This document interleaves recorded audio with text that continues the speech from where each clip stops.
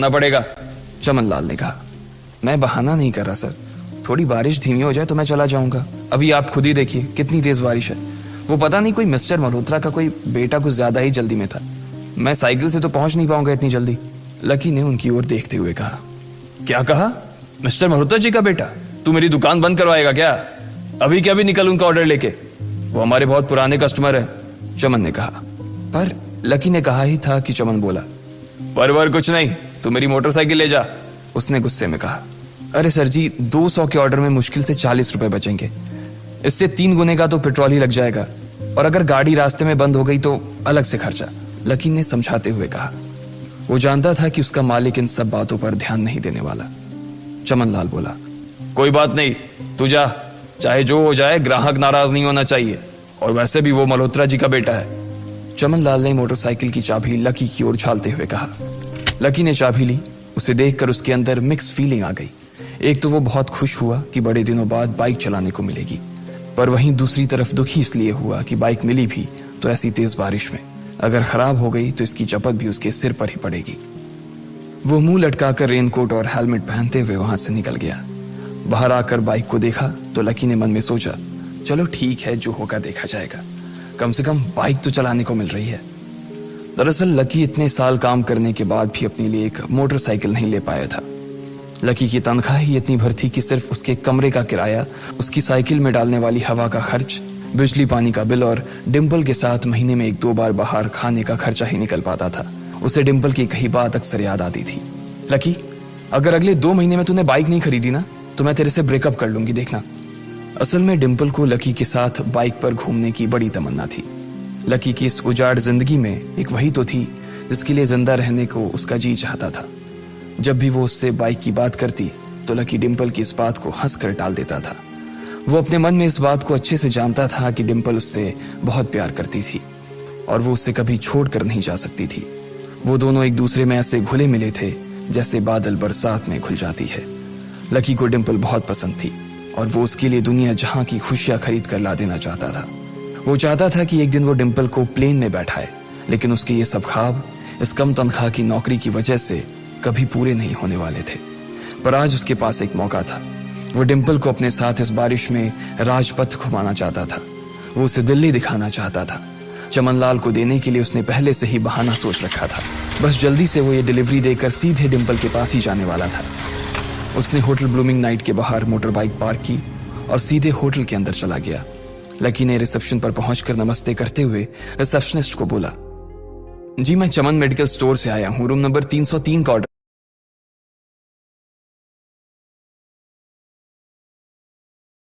था sir. Reception पर खड़ा आदमी उसके हाथ में काली थैली को देखकर समझ गया था कि उसमें क्या था और वो मंद ही मंद मुस्कुराते हुए बोला, 3rd फ्लोर पर है, लिफ्ट से चले जाओ, रेनकोट यहीं उतार देना। जैसा उस आदमी ने कहा लकी ने ठीक वैसा ही किया और लिफ्ट में चढ़ने के कुछ ही देर बाद वो 3रे माले पर पहुंच गया था। वो रूम नंबर 303 के बाहर पहुंचा और उसने डोरबेल बजाई। जैसे ही दरवाजा खुला लकी ने थैली आगे बढ़ाते हुए कहा, नमस्ते, मैं चमन मेडिकल स्टोर से लकी, ये आपका। इससे पहले कि लकी आगे कुछ कह पाता उसकी आंखें फटी की फटी रह गई थी। उसने अपने सामने जो देखा उसके बाद उसे ऐसा लगा कि बंद छत के नीचे भी उसके ऊपर आसमान से आकर एक जोरदार बिजली गिर गई थी। उसके सामने एक लड़की खड़ी थी। वो लड़की और कोई नहीं बल्कि उसकी गर्लफ्रेंड डिम्पल ही थी। उसने एक पर्पल कलर का नाइट गाउन पहन रखा था। उसके काले घने बाल गीले थे और उसने उन्हें अपने कंधे पर फैला रखा था। उसकी खुशबू से ही ये चीज साफ पता चल रही थी कि वो अभी अभी नहा कर आई थी। डिम्पल, तुम यहाँ क्या कर रही हो? लकी को अपनी आंखों पर विश्वास ही नहीं हो रहा था। उसने 2 बार अपनी पलकें झपका कर देखा, लेकिन दोनों बार ही उसे अपने सामने डिम्पल ही नजर आई। तुम यहाँ क्या मेरा पीछा करते हुए आए हो लकी? डिम्पल ने उल्टा उसी के ऊपर पलटवार करते हुए कहा। लकी को देखकर उसके दिल की धड़कन भी तेज हो गई थी। उसे उम्मीद नहीं थी कि लकी यहाँ आ जाएगा। उसने ना तो सुबह से उसे फोन किया था और ना ही उसके मैसेज का कोई जवाब दिया था। वो अपने मन में सोचकर बैठी थी कि वो अगले दिन खुद ही उससे मिलकर बोल देगी कि उसकी तबीयत खराब थी। डिम्पल बेबी, क्या हो गया? किससे बात कर रही हो?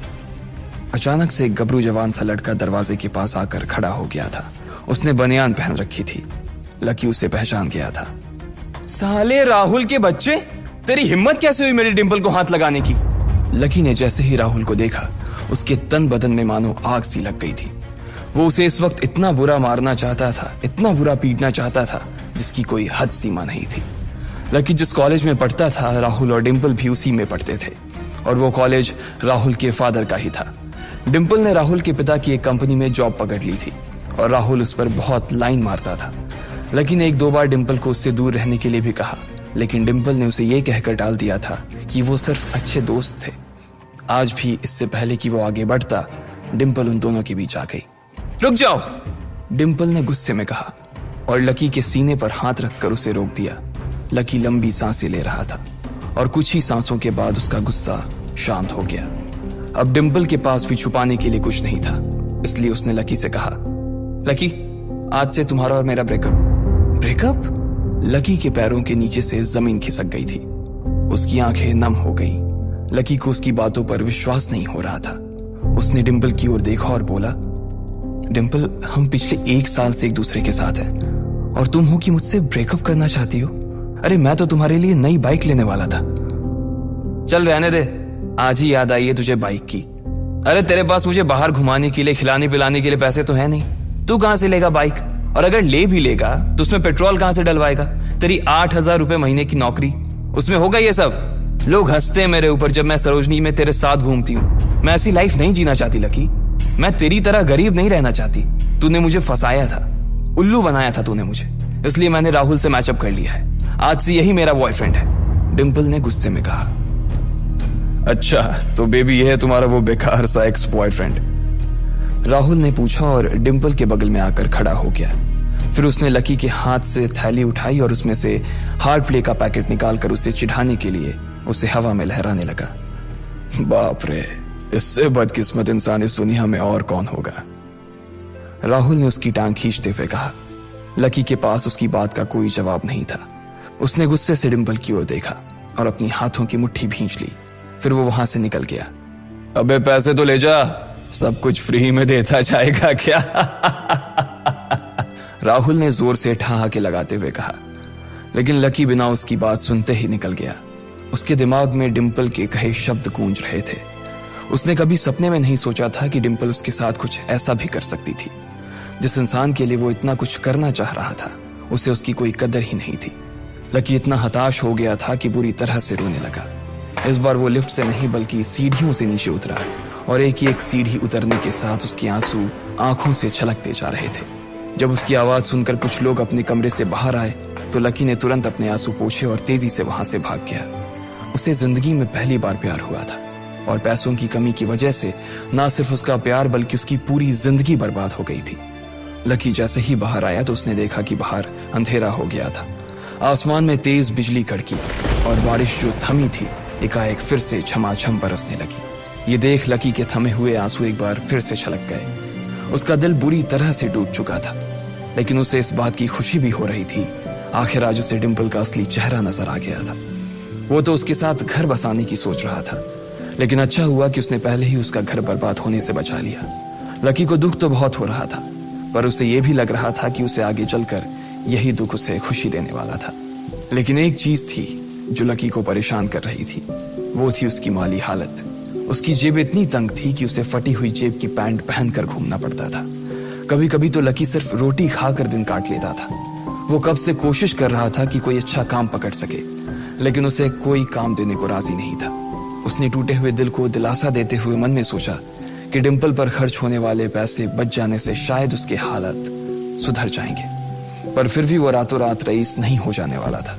उसने ऊपर आसमान की ओर देखा और जोर से चिल्लाया, अगर इतना ही अनलकी बनाना था तो फिर नाम लकी क्यों रखा भगवान? वो जितनी जोर से चिल्ला सकता था उतनी जोर से चिल्लाया। उसकी आवाज से आसपास खड़े लोग एक बार तो डर गए थे। लकी ऊपर ही देख रहा था और उसके आंसू बारिश के पानी के साथ मिल गए थे। जैसे ही वो फूट कर रोने को था, तभी उसके फोन पर एक मैसेज आया। जैसे ही लकी ने अपना फोन निकालकर उस मैसेज को पढ़ना शुरू किया, उसकी तो आंखें ही चमक गई। अचानक उसके आंसू हंसी में बदल गए और वो जोर जोर से वहीं सड़क पर नाचने लगा। उस मैसेज में लिखा था, परिवार की रिसर्च और परिवार के निर्णय के हिसाब से अग्रवाल परिवार का वारिस लक्ष्मण लाल अग्रवाल उर्फ लकी ने गरीबी अभ्यास की परीक्षा को पास कर लिया है और आज से ही वो उस जमीन और उस जायदाद का मालिक हो जाएगा जो परिवार ने उसके नाम कर रखी थी। ये एक ऐसा मैसेज था। आखिर कौन था लकी? क्या थी उसकी असलियत?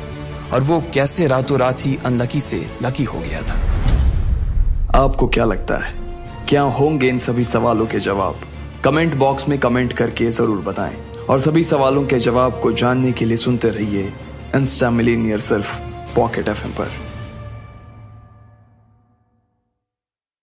खा रहा था। हाँ, मैं फिंगरप्रिंट यूज करना चाहता हूं सर, लकी ने सीना चौड़ा करते हुए कहा। उसे इस तरह देख तो मैनेजर और भी कंफ्यूज परीक्षा को पास कर लेता। अचानक से उसे याद आया कि वो गरीब नहीं था, बल्कि गरीब होने की परीक्षा दे रहा था।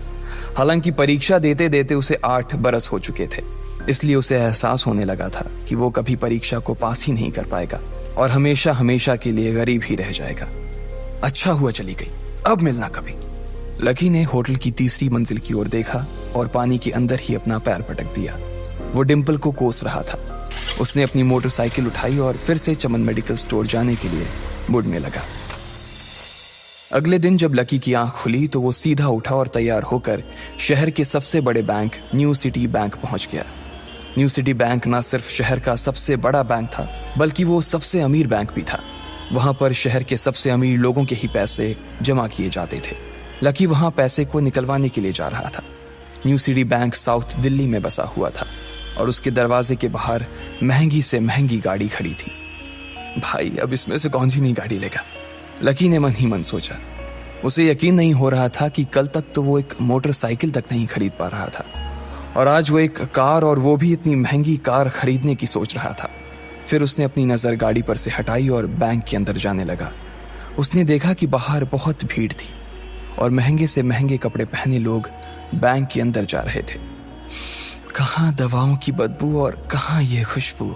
उसने एक बहुत ही गहरी सांस के अंदर ज्यादा से ज्यादा खुशबू को समेटने की कोशिश करते हुए अपने मन में सोचा, लेकिन अगले ही पल उसके मन में संकोच पैदा हो गया था।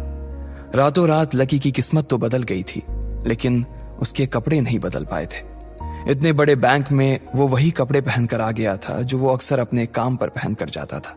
पैसे लेते ही ना सबसे पहले नए कपड़े खरीदने हैं, लकी ने अपने आप से कहा और फिर बैंक के अंदर दाखिल होने लगा।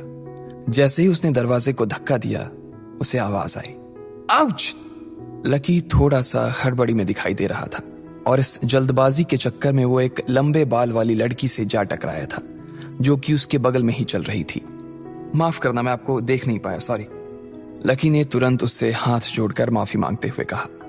उस लड़की ने इतने अच्छे कपड़े पहन रखे थे कि उसे देखकर ही लग रहा था कि वो किसी अमीर घराने की लड़की थी, इसलिए सॉरी बोलते वक्त ना चाहते हुए भी लकी के हाथ उसके सामने जुड़ गए थे। लेकिन जब उस लड़की ने लकी के कपड़े और उसके हुलिये को देखा तो उसने अपनी नाक भौं सिकोड़ ली।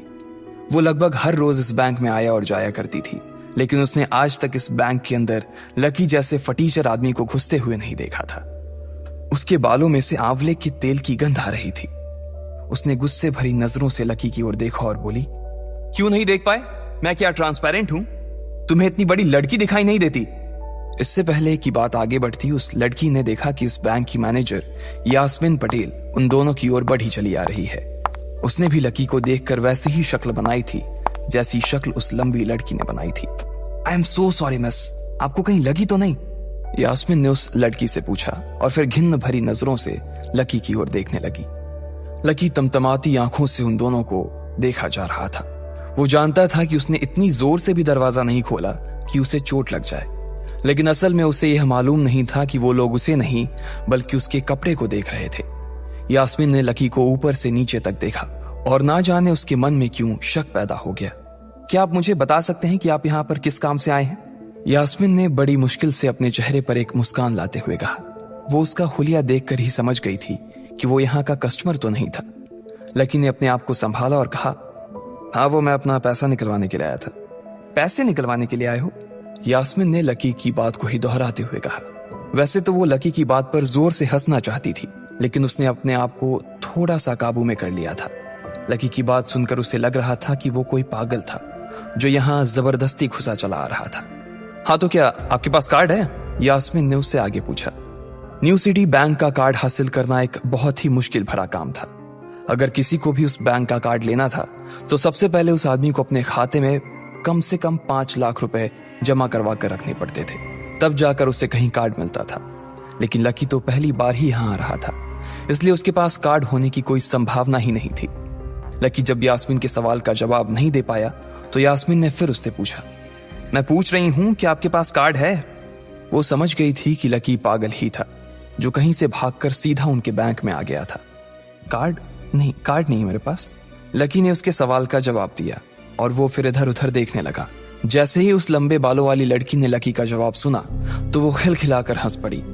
यास्मीन को तो सिर्फ लग रहा था कि वो पागल है, लेकिन वो लड़की तो अपने मन में मान चुकी थी कि यह लड़का कोई पागल ही है जो कहीं झोपड़ पट्टी से यहां आ गया है। इससे पहले कि आगे कोई कुछ कह पाता, उस लंबे बालों वाली लड़की के पिता वहां आ गए और बोले, चलो बेटी। उनके हाथों में कुछ कागजात थे।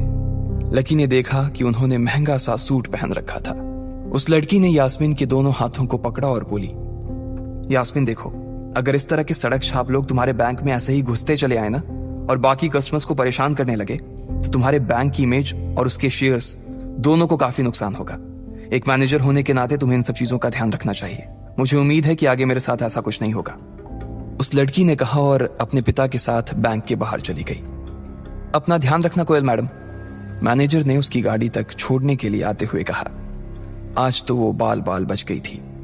कोयल और उसके पिता इस बैंक के सबसे पुराने और सबसे वफादार कस्टमर्स थे। अगर आज यास्मीन उन्हें नाराज कर देती और वो उसके बैंक से अपना खाता बंद करवा देते तो शायद यास्मीन की नौकरी तक जा सकती थी। और यह सब हो रहा था उस पागल लकी की वजह से। इसे जल्द से जल्द यहां से भगाना पड़ेगा, यास्मीन ने अपने आप से कहा और फिर बैंक के अंदर आने लगी। यास्मीन उसे अपने बैंक से बाहर निकालने के तरीके के बारे में सोच रही थी, मगर जैसे ही वो बैंक में दाखिल हुई उसने देखा कि लकी वहां था ही नहीं। अरे अब ये कहां चला गया, उसने अपने आप से पूछा। वो इधर उधर देखने लगी, लेकिन लकी वहां भी नहीं था। यास्मीन को अच्छे से पता था कि वो उसके सामने तो बाहर नहीं निकला था, इसका मतलब था कि वो बैंक के अंदर ही था, लेकिन यास्मीन उसे ढूंढ नहीं पा रही थी। कुछ देर तक बैंक के सारे कोनों को देख लेने के बाद यास्मीन को लगा कि शायद लकी यहां बहुत ही असहज महसूस कर रहा होगा, और जब वो कोयल को दरवाजे पर छोड़ने के लिए आई तब उसके पीछे पीछे वो भी निकल गया होगा। चलो जान बची, यास्मीन ने अपने आप से कहा और अपने केबिन में आकर बैठ गई। जैसे ही उसने आज के दिन की पहली फाइल उठाई थी उसे किसी एक की झलक दिखी। ये कोई और नहीं बल्कि लकी ही था। अरे ये कहां छिपा हुआ था, यास्मीन ने अपने आप से ही कहा और तुरंत फाइल को टेबल पर रखकर वो ऑफिस के बाहर आ गई। उसने देखा कि लकी बैंक के VIP लॉन्ज के बाहर खड़ा था और उसके खंबे की आड़ की वजह से वो यास्मीन की नजर से बाहर हो गया था। अब यास्मीन को तो वो मिल गया था, लेकिन उसके लिए उससे भी बड़ी एक और मुसीबत खड़ी हो गई थी। लकी जिस कमरे के बाहर अभी खड़ा था उस कमरे के अंदर शहर के सभी रईस लोगों का उठना बैठना था। बैंक के सिलसिले में या फिर किसी दूसरे काम के सिलसिले में वो सभी लोग यहीं आकर बात किया करते थे। उस कमरे के अंदर जो लोग बैठे थे उन सबके करोड़ों रुपए इस बैंक के खाते में जमा थे। अब अगर ऐसे में लकी वहां घुस जाता तो सब लोग मिलकर यास्मीन की गर्दन पर चढ़ जाते। रुको, जहां हो वहीं खड़े रहो, यास्मीन जोर से और साथ ही गुस्से से चिल्लाई। बाकी के लोग जो वहां खड़े थे वो यास्मीन की ये चीख सुनकर डर गए थे। कुछ लोगों को उसकी इतनी जोर से आवाज करने की वजह से गुस्सा भी आ गया था और यास्मीन सबसे मुस्कुराते हुए माफी मांगकर आगे बढ़ती जा रही थी। वो लकी को किसी भी तरह से उस कमरे में जाने से रोकना चाहती थी, लेकिन उससे पहले ही वो उस कमरे के अंदर दाखिल हो चुका था। अरे यार, ये आदमी है या गधा, यास्मीन ने अपना ही सिर पीटते हुए कहा और वो भी उस कमरे के दरवाजे की ओर बढ़ने लगी। उसने उस कमरे का दरवाजा खोलने की कोशिश की, लेकिन वो अंदर से लॉक हो गया था। बाप रे, ये कैसा आदमी है, बिना परमिशन के अंदर घुसा तो घुसा, लेकिन दरवाजा भी अंदर से बंद कर लिया। अब यास्मीन की सांसें फूलती जा रही थी। उसे बहुत डर लग रहा था। उसका जी यह सोचकर घबराए जा रहा था कि ना जाने अंदर लकी और उस रिलेशन मैनेजर के बीच क्या हो रहा होगा। इधर जैसे ही लकी कमरे में दाखिल हुआ, वहां का कस्टमर रिलेशन मैनेजर जो कि सोफे पर फैला हुआ था, वो उसे देखते ही अचानक सीधा बैठ गया। हेलो सर, कैसे हैं आप? उसके मुंह से बिना लकी को देखते हुए ये शब्द निकले। उसे याद था कि इस कमरे में कुछ खास लोग ही आते थे और जो भी आते थे यास्मीन उनके आने की खबर उसे पहले ही दे देती थी। लेकिन इस वक्त जो आदमी उसके सामने खड़ा था उसे देखते ही वो अपनी जगह पर जम गया था। ना तो वो कहीं से भी वीआईपी लग रहा था और ना ही वो उसका कोई रिश्तेदार था। कौन हो भाई तुम? क्या चाहिए तुम्हें? उस मैनेजर ने 20 साल के जवान लड़के को देखते हुए कहा। मैं यहां अपना पैसा लेने आया हूं। लकी ने सीधे मुद्दे की बात को मैनेजर के सामने रखते हुए कहा। तुम्हारे पास हमारा सुप्रीम कार्ड है? मैनेजर ने उससे ऊपर से नीचे तक देखा और पूछा। नहीं नहीं, मेरे पास कोई कार्ड नहीं है, लकी ने कहा। तो फिर हम तुम्हें कोई पैसा नहीं दे सकते। चलो अभी दरवाजा खोलो और सीधा बाहर निकलो, मैनेजर ने कहा और सोफे पर से उठ गया। नहीं, मैं अपना पैसा लिए बिना नहीं जाऊंगा यहां से, लकी भी जिद पर अड़ गया। अरे बोला ना, बिना कार्ड वाले को पैसा नहीं मिलता है, और वो भी पैसा होगा तब तो मिलेगा ना, मैनेजर ने उसके करीब आते हुए कहा। अरे पैसा है तभी तो निकालने आया हूं सर, लकी ने कहा। देख, फालतू की बहस मत कर सुबह सुबह, वरना मैं सिक्योरिटी को बुला लूंगा तो वो लोग मार मार कर बाहर निकालेंगे तुझे। लकी यह सुनकर घबरा गया था। मैनेजर के चेहरे का गुस्सा उसे साफ नजर आ रहा था, लेकिन ऐसा भी नहीं था कि वो झूठ बोल रहा था। भले ही उसके पास कार्ड नहीं था, लेकिन इसका मतलब ये नहीं था कि वो अग्रवाल खानदान का लड़का नहीं था। जैसे जैसे मैनेजर उसकी ओर बढ़ता चला जा रहा था, लकी का डर भी बढ़ता जा रहा था। मैनेजर को लग रहा था कि वो कोई संकी था और वो उसे धक्का मारकर बाहर निकालने के लिए आगे बढ़ ही रहा था कि अचानक घबराए हुए लकी के दिमाग में एक आइडिया आया। फिंगरप्रिंट! उसने अपना अंगूठा कमरे में मौजूद उस मैनेजर के सामने उठाते हुए कहा। फिंगरप्रिंट? कौन सा फिंगरप्रिंट? मैनेजर ने चौंकते हुए पूछा। अरे अरे, आपने कहा ना कि आपको कार्ड चाहिए, पर मेरे पास कार्ड नहीं है, फिंगरप्रिंट है, और मुझे मालूम है कि आपके यहां फिंगरप्रिंट से भी पैसे निकलते हैं। यह कहते ही लकी ने एक राहत की सांस ली थी, लेकिन मैनेजर को यह समझ नहीं आ रहा था कि आखिर लकी को फिंगरप्रिंट की जानकारी मिली कैसे। तुम फिंगरप्रिंट यूज करना चाहते हो? मैनेजर ने लकी को घूरते हुए पूछा। लकी की शक्ल और उसका हुलिया मैनेजर के लिए उसकी बातों से मेल नहीं खा रहा था। हाँ, मैं फिंगरप्रिंट यूज करना चाहता हूं सर, लकी ने सीना चौड़ा करते हुए कहा। उसे इस तरह देख तो मैनेजर और भी कंफ्यूज हो गया था। मैनेजर ने सोचा कि उसे एक चांस देना चाहिए, इसलिए उसने लकी को फिंगरप्रिंट इस्तेमाल करने की इजाजत दे दी थी। वो अपनी टेबल के पास गया और उसके दराज में फिंगरप्रिंट वाली मशीन ढूंढने लगा। 2-3 ड्रॉर में झांकने के बाद आखिरकार उसे वो मशीन मिल गई थी। चुपचाप यहां पर अपना अंगूठा लगाओ, मैनेजर ने मशीन को आगे बढ़ाते हुए लकी से कहा। लकी ने अपनी फटी हुई पैंट के पिछले हिस्से में अपना अंगूठा पोंछा और फिर उस मशीन पर लगा दिया। 2 सेकंड बाद मशीन में से एक आवाज आने लगी। उसके अंदर एक लाल बत्ती चल रही थी और वो जोर जोर से बीप कर रही थी। देखा, तुम्हारा फिंगरप्रिंट मैच नहीं कर रहा है। मैंने पहले ही बोला था कि कोई खाता नहीं है इस बैंक में तुम्हारा। मैनेजर ने लकी को ऐसे देखा जैसे वो कोई बड़ा अपराधी था। मैनेजर उसकी पैंट की ओर देखने लगा। उसे लग रहा था कि लकी ने अपनी जेब में कोई हथियार छुपा रखा था और वो मैनेजर को बेवकूफ बना रहा था। इससे पहले कि लकी अपनी जेब से कोई बंदूक या बम निकालता, मैनेजर ने अपना फोन निकाला और पुलिस का नंबर लगाने लगा। लकी ने उसकी स्क्रीन पर देख लिया था कि वो 100 नंबर पर फोन लगा रहा था। लकी बुरी तरह से घबरा गया था। वो बहुत ही उत्साह और जोश में अंदर तक तो चला गया था, लेकिन उसे मालूम नहीं था कि वो इतनी बड़ी मुसीबत में फंसने वाला है। अब आगे क्या होने वाला था? क्या लकी उसे पुलिस को बुलाने से रोक पाता? कहीं उसे कोई फेक मैसेज तो नहीं आया था? लकी कैसे इन मुसीबत से बाहर निकलेगा? आपको क्या लगता है, क्या होंगे इन सभी सवालों के जवाब? कमेंट बॉक्स में कमेंट करके जरूर बताएं और सभी सवालों के जवाब को जानने के लिए सुनते रहिए इंस्टा मिलीनियर।